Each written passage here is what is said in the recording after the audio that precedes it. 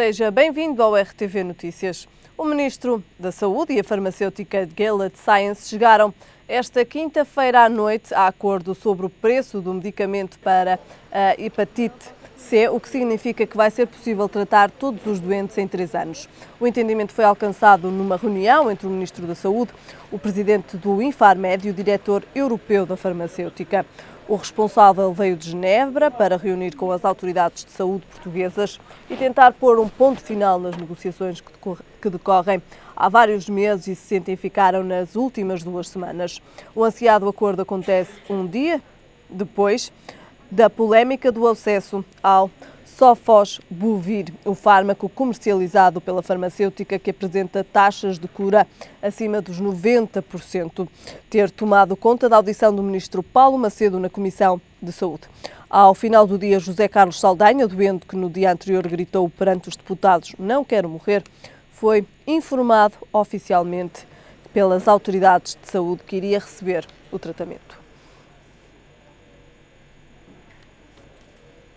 Um estudo realizado por vários especialistas revela as razões que levam as pessoas a atrasarem-se. O estudo diz ainda que o atraso crónico é típico de quem tem dificuldades em planear tarefas. De acordo com os especialistas, subestimar o tempo que se demora a concluir uma tarefa é um dos padrões de comportamento mais difíceis de mudar. Apesar das consequências que a falta de pontualidade pode ter na vida de uma pessoa, como reduzir a eficiência no local de trabalho. Estudos feitos por Robert Buller comprovaram que as pessoas se atrasavam em coisas tão simples como enviar um e-mail ou tão importantes como entregar a declaração de IRS.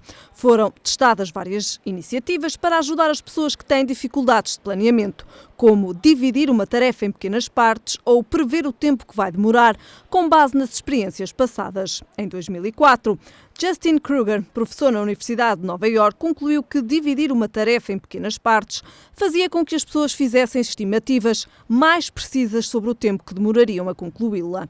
Outro estudo, de 2012, publicado no jornal Organizational Behavior and Human Decisions Process, concluiu que incentivar as pessoas a recriarem uma tarefa mentalmente, mas do ponto de vista de um observador externo, também ajudava a fazer previsões de tempo mais realistas. Jeff Kant, professor na Universidade de San Diego, fez um estudo no qual nos surgem 2 tipos de indivíduos. Os do tipo A têm um ritmo mais acelerado, são orientados para a concretização de tarefas e tendem a ser mais pontuais e estimam que um minuto tenha 58 segundos. Os do tipo B são mais descontraídos, tendem a atrasar-se e estimam que um minuto tenha 77 segundos. São 18 segundos que fazem toda a diferença. Hoje, sexta-feira, como já é habitual, tenho comigo Gil Nunes para o nosso comentário desportivo. Gil, boa tarde. Olá, boa tarde. Começamos com o rescaldo da jornada. Sim, o Futebol Clube do Porto foi o grande protagonista ao vencer o Paços de Ferreira por 5-0. Um jogo que se tornou fácil na primeira parte. Se bem que o início do jogo não estivesse a ser pautado por muita variância e por muito aumento do jogo interior, que é uma coisa que o Futebol Clube do Porto necessita urgentemente. O que é certo é que as circunstâncias do jogo levaram a que aquele gol do Jackson, numa falha do guarda-redes, e depois também a grande penalidade, levaram a uma supremacia natural e o Futebol Clube do Porto criou uma dinâmica de oportunidades de gol que, mesmo mais uma vez obsessivamente pelas alas, tornou o jogo fácil. A diferença entre as duas equipas, quanto a mim, não é assim tão sinónima desse 5-0. O Paços de Ferreira é uma equipa que, já aqui o dissemos, tem propensão para subir na tabela classificativa. No entanto, o Futebol Clube do Porto, na segunda parte, a questão do resultado nem se colocou. Portanto, foi mais um avolumar de oportunidades que o Futebol Clube do Porto causou com naturalidade. Portanto, foi uma vitória natural. E justa. E justíssima, não há muito a dizer. Resta mais defender um pouco a equipa de Paços de Ferreira, que tem feito um bom campeonato. Mais de acordo com o modelo que Paulo Fonseca sempre defendeu, com 2 pivôs defensivos, e que é agora uma equipa que, jogando contra adversários mais do seu calibre e mais do seu nível, poderá, por certo, causar dificuldades. Por exemplo, este fim de semana vai jogar contra o Penafiel, onde é favorito e, por certo, estou certo que a equipa de Paços de Ferreira será uma das sensações da prova. O Arouca perdeu com o Sporting 3-1. Gostei muito de ver o Caembo, um jogador cedido pelo Porto B. Ainda estou um pouco curioso para ver o que é que pode dar o Yuri Medeiros, que era um dos jogadores mais talentosos das camadas jovens em Portugal. Falava-se mesmo que no Sporting poderia ser um dos próximos a suceder ao Ronaldo e ao Quaresma. Como é que poderá ser o desempenho do açoriano nos próximos jogos? O Sporting ganhou com naturalidade, mais uma vez o Monteiro em evidência. Eu penso que em termos da própria dinâmica ofensiva do Sporting, o Monteiro tira um pouco essa obsessão também que muitas vezes as equipas têm em procurar o cruzamento. O Sporting com o Slimani vivia muito também dessa dinâmica do cruzamento e nem sempre tem aulas para fazer, vivia um pouco das arrancadas do Jefferson. O Monteiro é um jogador que joga mais entre linhas, que remata mais de longe, que sabe jogar bem em tabelinhas, que sabe servir os médios, sabe fazer subir os médios, é um jogador mais completo que o Slimani, na minha opinião, e que, de acordo com o ADN do Sporting, é um jogador que oferece mais. Mas se calhar fazemos um pouco mais essa perspectiva quando fizermos a antevisão daquilo que vai ser o clássico. Por último, o Benfica também venceu com naturalidade. O Benfica entrou de uma forma muito agressiva no jogo, com os seus alas muito ativos. O Maxi Pereira fez mais uma vez um excelente jogo. O Eliseu, para este tipo de partidas, apesar de ter causado o erro que deu a vitória a Passos Ferreira na penúltima jornada, mas para este tipo de jogos é também um elemento fundamental, porque aqueles dois laterais não são laterais, são autênticos médios que vão subindo. O Benfica parece intuitiva a opção do Jorge Jesus em não mexer no Samaris. Os outros jogadores, o Talisca teve no banco, os outros jogadores, consoante o tipo de adversário, vão mudando. Desta vez ele colocou o Pizzi e o Olajuwon, jogadores que combinam muito bem também em passos curtos, em acelerações, sobretudo por aquela zona do terreno, que causaram alguns problemas. O Jonas, mais uma vez, oferece essa solução, também com a entrada do Maxi Pereira pela ala, muito frequente, oferece essa solução de cruzamento muito regular, e o Benfica venceu o jogo, também um jogo em que não teve grandes dificuldades, frente a um Boa Vista, que se esperava que fosse derrotado nesta partida, portanto não causou qualquer tipo de surpresa. Também saliência para mais uma vez para a opção Lima-Jonas, uma opção que está a ter resultados. O Jonas não é bem o clone do Cardoso, mas é um jogador que arranja espaço e sobretudo que cabeceia muito bem. É um jogador jardelizado, se me permite a expressão, portanto é um jogador muito útil para quem joga numa dinâmica ofensiva muito frequente. O Boa Vista. Falamos pouco aqui do Boa Vista. O Boa Vista começou a época em 4-4-2, é uma equipa que surpreendeu, que fez um excelente jogo contra o Sporting Braga na penúltima jornada, que veio a vencer por 1-0. É uma equipa contra adversários mais, tirando os três grandes, tirando as equipas com propensão europeia, o Boa Vista é uma equipa que aposta muito nesses jogos, e é uma equipa que está a ter uma visão inteligente daquilo que podem ser os seus objetivos para esta época. Tem o Brian Bekeles, que é um jogador que se tem salientado, que esteve no último Mundial. Tem Garrinha, é um jogador que, quanto a mim, é um jogador com muita propensão e com muita capacidade. É um jogador que se tem integrado muito na posição 6. Contratou agora o Marek Che, também um jogador com muita tarima no flanco esquerdo. Houve aquela dúvida dos guarda-redes no princípio da temporada. O Monlor, que agora defendeu na Taça da Liga, e o Mika. Penso que a coisa agora tem estabilizado mais para o lado do Mika. E é uma equipa que vai vivendo um pouco da mística também, a inclusão de jogadores como a Fari no seu plantel.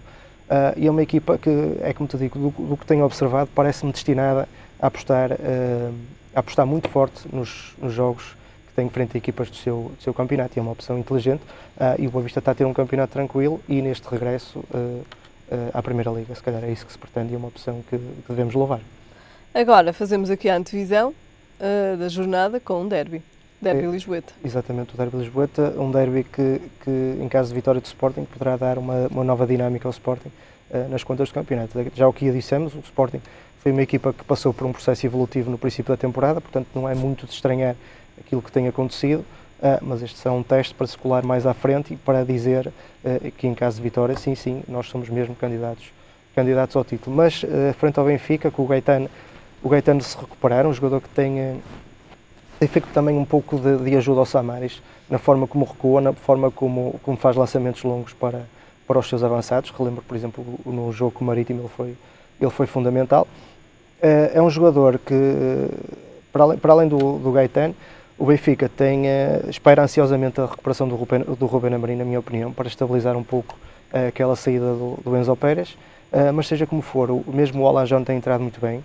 O Pizzi, que não é um clone do Enzo, mas é um jogador que de passe muito certo, como dá a entender que ele tem uma grande preocupação em não errar e não permitir transições ofensivas ao adversário. O Salvi também tem aparecido muito bem, houve várias jogadas contra o Boa Vista que apareceu muito bem no centro do terreno, e o Benfica quererá enverdar nesta partida por um pouco uma estratégia semelhante àquela que teve no jogo contra o Porto. Eu não me acredito que vai jogar Lima e Jonas os dois juntos, se calhar a opção vai ser mais por Lima, um jogador que tem menos a bola, mas que neste tipo de jogos também recuando para posições mais próximas da linha de tiro, com um remate de longe pode resolver um jogo. Eu lembro no tempo do Vilas Boas, o Futebol Clube Porto ganhou 3-2 contra o Braga, ele marcou os 2 golos praticamente assim, numa estratégia muito semelhante. A partir do momento em que recuava, enquadrava-se com a linha de tiro, e é um jogador que nesse aspecto, tendo em conta que o Benfica terá menos bola, porque o seu opositor também será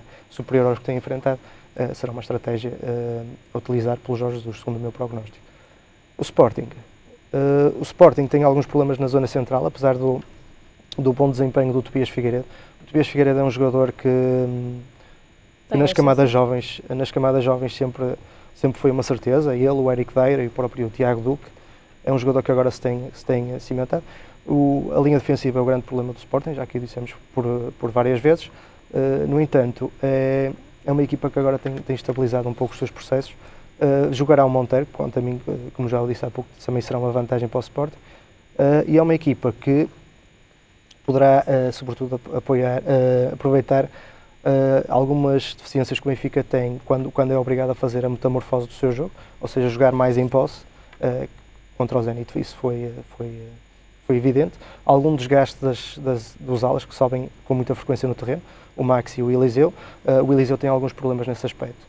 Para além do jogo de Passos Ferreira, relembro, por exemplo, o Portugal-Islândia, do jogo de qualificação para o Euro 2012, em que ele deu praticamente os desequilíbrios que causaram os 3 golos da Islândia. A Portugal venceu por 5-3 nesse jogo. E que seja como for, eu acho que o Sporting poderá ter... tem algumas armas, mesmo a nível de banco. As entradas do Gold e do Slavchev deram algum equilíbrio à equipa. Espera-se a ascensão do Everton, que será um jogador que certamente terá uma palavra a dizer na linha central. É uma equipa que, se estabilizar, se não conceder muitas oportunidades de golo ao seu adversário, poderá ter uma palavra a dizer neste jogo. Qual te parece que irá ser o resultado deste derby? E de que forma é que poderá ou não complicar as contas do campeonato? Eu aposto no empate, sinceramente. Acho que o Benfica, em certos períodos do jogo, não conseguirá ter uma ascendência sobre o Sporting e, controlando muito bem o tempo, que o Jorge Jesus faz muito bem isso, poderá apostar numa estratégia, não digo compulsivamente defensiva, mas uma estratégia inteligente, numa lógica de perceber que é a líder da classificação e que não precisa de correr tantos riscos, os outros é que têm que correr, poderá garantir um ponto que poderá ser muito importante nessas contas, mas seja como for, é um jogo e teremos que ver como é que, se há algum cartão vermelho, se há algum cartão amarelo numa posição específica, também o fator sorte, que é muito importante neste tipo de jogos, os fatores de bola parada, onde o Benfica costuma ser letal, e se o Benfica se colocar em vantagem pode causar alguns problemas à equipa adversária. Portanto, se o Benfica se colocar em vantagem, mais do que o Sporting, até, penso que poderá ter um ascendente que poderá contrariar esse meu prognóstico de empate. Futebol Clube do Porto. O Futebol Clube do Porto vai a Moreira de Cónegos numa posição privilegiada. O treinador de Moreirense disse que sofreu um ataque cardíaco esta semana. De facto, o Filipe Melo foi transferido para o Sheffield Wednesday. O Vítor Gomes também saiu para um clube turco. Está sem o André Simões castigado. Portanto, só tem mesmo o Arsénio, que é daqueles jogadores que tem jogado com mais frequência no meio-campo. Desfalcado. Pode fazer a diferença. Ali também que o Paulinho, defesa direito, poderá estar em dúvida. Portanto, em condições normais, o Futebol Clube do Porto iria ter alguns problemas em face da organização do Moreirense, em face dos jogadores também que tem na linha ofensiva, que são muito experientes, o Gerson, o João Pedro, o Cardoso. O Futebol Clube do Porto poderia ter alguns problemas mesmo se eventualmente pudesse estar em desvantagem nesse jogo, que é uma das lacunas da equipa de Lopetegui, também já aqui o reconhecemos. No entanto, em face destas circunstâncias, eu penso que seria um pouco o joker ao Futebol Clube do Porto, e em vez de ter uma equipa que seria complicada, agora terá uma equipa muito mais acessível, e o Futebol Clube do Porto em condições normais, também com o regresso do Brahim e com a colocação de novas armas que tem ao seu dispor, o Futebol Clube do Porto aproveitará o desnorte da equipa de Moreirense, e é claramente favorito. Muito bem. Fazemos agora também aqui uma análise àquilo que foi, passamos do futebol nacional para o futebol internacional, que ficou marcado pela lesão do Beto. Sim, tive a oportunidade de ver o jogo, foi um lance que me assustou. Felizmente agora, pelas notícias que temos, já não será assim uma situação tão grave como se viu à partida. O Beto, para além de ser uma baixa na equipa de Sevilha, também uma baixa na seleção nacional. É um guarda-redes, quanto a mim, tem uma estrutura psicológica muito interessante. É um guarda-redes que não treme, e na posição de guarda-redes isso é essencial. Os 4-0 à Alemanha ditaram, por exemplo, a substituição, apesar do argumento da lesão do Rui Patrício, que não sabemos se é verdadeiro ou não, vamos calcular que sim, causou a substituição pelo Beto. O Beto é um jogador, é um guarda-redes que não treme, é um guarda-redes que joga muito bem com os pés, é um guarda-redes com muita voz de liderança. Quanto a mim, falta-lhe alguma capacidade para, sobretudo nos cruzamentos ao segundo posto pelo ar, dar uma resposta mais efetiva, e esse aspecto onde o Rui Patrício é muito forte, e o Rui Patrício também é muito forte nos outros aspectos, é um dos melhores guarda-redes da Europa. Seja como for, vamos ver como é que evolui a situação do Beto. Portugal tem ainda o Rui Patrício, como já referimos, tem o António Lopes, tem o Eduardo, e tem outros guarda-redes que estão também a ganhar alguma preponderância, e como tal, mas é sempre uma baixa... Uma baixa importante e de peso também para a seleção.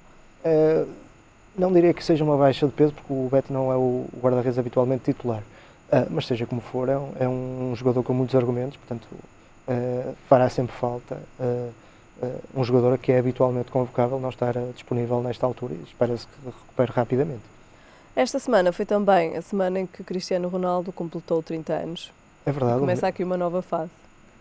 Eu diria que não. O Cristiano Ronaldo não tem tido grandes quebras. Como tal, penso que continuará com a sua senda gloriosa, e terá grandes probabilidades de voltar a conquistar uma bola de ouro, isto mediante também o seu desempenho coletivo, mais no Real Madrid e menos na seleção, porque este ano não teremos nenhuma grande competição a nível de seleções. Eu, curiosamente, nos últimos dias estive a ver o percurso dos últimos 14 anos do Ronaldo, e achei piada, porque ele aos 16 anos estava a tentar amealhar o dinheiro para tirar a carta de condução, e só lá vão 14 anos, não é? E neste momento essa é uma questão que não se coloca. É um percurso meteórico. Chama também a atenção para o seu desempenho social. É um jogador que tem estado sempre muito próximo desse tipo de causas, e só lhe fica bem. Para além de dignificar o futebol, o Cristiano Ronaldo é hoje o nome mais conhecido de Portugal além fronteiras, e eu penso que ele está cada vez mais ciente disso, e só temos que nos orgulhar e esperar que ele continue com este trajeto que a todos têm orgulhado. Se pudesses destacar alguns dos momentos mais marcantes do Cristiano Ronaldo, quais destacarias? Claro que, puxando a braço à nossa sardinha nacional, o apuramento, o 3-2 à Suécia, em que ele teve aquele desempenho histórico. Esta semana foi também eleito o melhor jogador de sempre da Premier League, que é algo de notável, tendo em conta que podemos ter exemplos como Jorge Best, como Cantona, como Roy Keane e tantos outros. Portanto, ele estar, sendo um jogador português, um jogador não inglês, melhor dizendo, ser considerado o melhor jogador da Premier League, não é de facto altamente louvável.